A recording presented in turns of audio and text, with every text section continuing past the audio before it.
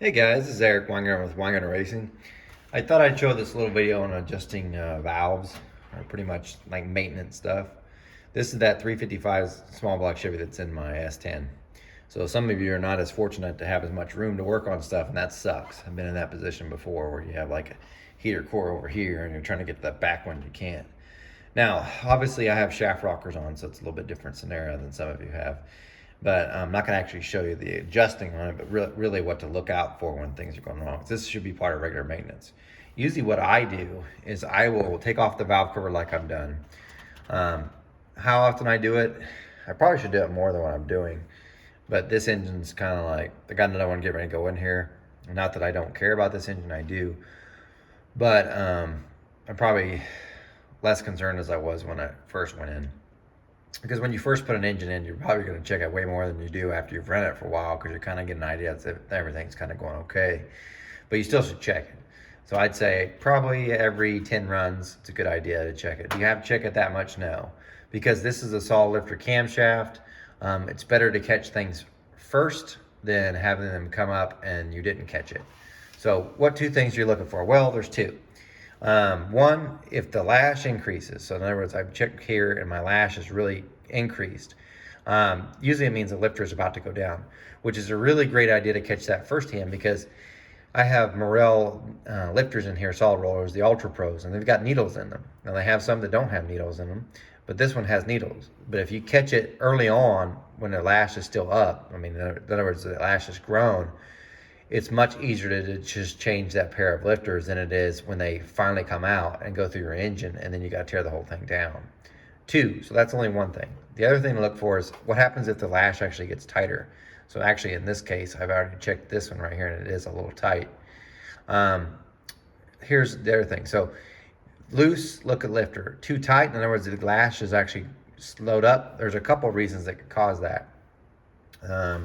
The valve itself can start to grow. In other words, it's stretching, and that will lose up some of the lash. Or the valve job itself can be going away, and that will cause it to sink higher in the head, and you'll lose your lash there too. So there's a couple things to look for. So here's how I, just to give you an idea, I've got two feeler gauges, this is one. And you know, there's a whole method that people use, like there's one on a standard firing order, they count these turns and do this and that 180. I don't do that. This is, to me, the simplest way. What you do is you've got a pair on a cylinder. Doesn't matter if this is Ford, Chevy, Chrysler, doesn't matter. When one's opened all the way, you pretty much can check the other one. Now there's always going to be an overlap period, like this pair right now is in that period where the exhaust is opened and the intake is starting to open, and then you can't check them. So I always do them when they're pretty close to wide open. So this one's all the way down, so I can check this one. So I've got, this is a 16 feeler gauge, and I will say I usually set my lash tight anyway. So one, I'll look to see, and the lash, by the way, it should be 14. So a 16 should not go through, and it doesn't. So that's good. So then I use a different feeler gauge, and this one's a 10 right here, and it should go through, as you could, and it just barely does. So it's not too loose. Remember, it's supposed to be a 14. 10's kind of tight. So that one's getting a little tight. Should I be worried? No, but what I do is I'll put a mark on this rocker, like a T standing for tight. So this way when I check them again, if it tightens again, then something's got to be done. Then I need to look at maybe something else that could be bad. You should really check on that, because I do have a story, a little small one, where I did an engine and the valve job wore out, and what happened was the valve kept, because it wore out the valve job, the guide actually wore out, then it wore out the valve job, and it caused it kept coming up. And it got to the point where it was actually sticking the valve open. So the valve was leaving open because it kept growing and took up all of its lash. So, because he would keep adjusting, and then it kept growing anyway. So just something to keep in mind. You're like, that's impossible. It won't, you need a little bit of, and what I mean by it opens up is because he lost his valve job and there's heating and cooling, because of the expansion and contraction. So it was leaving the valve open during those points. So it wasn't like mechanically, I mean, yes, it kind of was. But anyway, probably got off a little rant there. But point being is, if your valve job shrinks up and things go wrong, it took up all of its gap, and it had none. It had zero lash.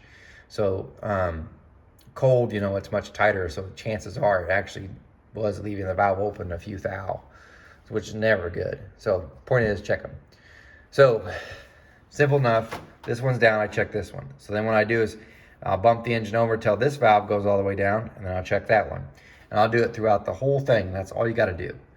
Now, I know it's shaft rockers, so you're like, I don't even mess with shafts. It's stud mounts. Stud mounts work the exact same way. One goes down, check the other one. It's pretty simple. Really easy thing to do. The other thing I like to do, and this is almost universal, the oil usually pulls at the end of the head, so check that. So what you can do is take a paper towel and stick your paper towel in there and pull it out. And if you see a whole bunch of metal, typically means something's happened in the valve train and you need to be aware of it. You can also check valve spring pressures if you got one of those testers. I do, but it's a piece of crap. The other problem with the tester is it's got a gauge, but it's here and it hits the header tube. So just something to keep in mind. Now, by the way,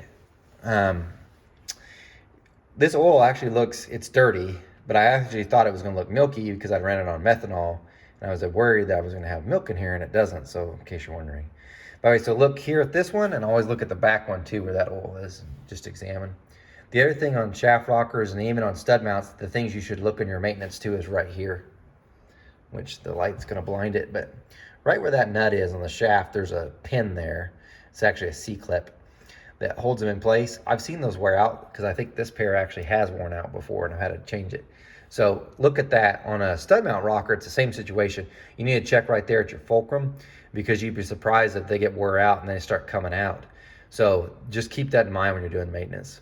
Anyway, there's your little easy things to keep in mind. Check both loose and tight.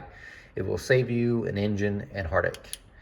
Still will cost you money if you find something wrong, but at least it's not the end of the world. You guys take care.